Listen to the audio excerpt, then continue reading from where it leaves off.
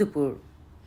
আজকে আমার গার্ডেনে খুব সুন্দর একটা ফুল ফুটেছে। এটা ফুটে কিন্তু আজকের ফুলটা হাজারি গোলাপ একটু বড় ফুটেছে। তো ফুলটা দেখতে এত ভালো লাগছে, সকালবেলা উঠেই ঘুম থেকে এই ফুলটা দেখেই মনটা ভালো হয়ে যায়। আমি প্রতিদিন সকালবেলা ঘুম থেকে উঠে সবার আগে যে কাজটা করি, আমি আমার গার্ডেনে চলে যাই এবং কী কী ফুল ফুটলো এটা চেক করি। তো যাই হোক, আজকে অনেক ফুলই ফুটেছে, তার মধ্যে এই হাজারি গোলাপটা খুবই সুন্দর ছিল। তারপরে আমার একটা পার্সেল আসলো রোজেলা টি। তো টিটা দেখে আমার কাছে মনে হলো আমি এটা একটু পটের মধ্যে সুন্দর করে গুছিয়ে রাখি। তো পট পরিষ্কার করতে চলে গেলাম এবং খুব সুন্দর করে পটের মধ্যে সাজিয়ে রাখলাম।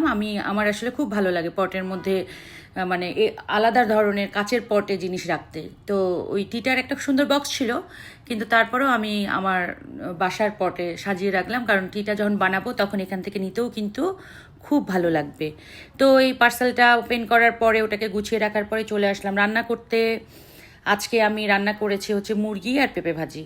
খুবই সিম্পল একটা রান্না, যে রান্নাটা আপনারা সবসময় করেন, সেই জন্য এটা ডিটেলস আর কিছু দিলাম না, কারণ সবাই হয়তোবা একই রকম করেই এই মুরগি এবং পেঁপে ভাজিটা রান্না করে।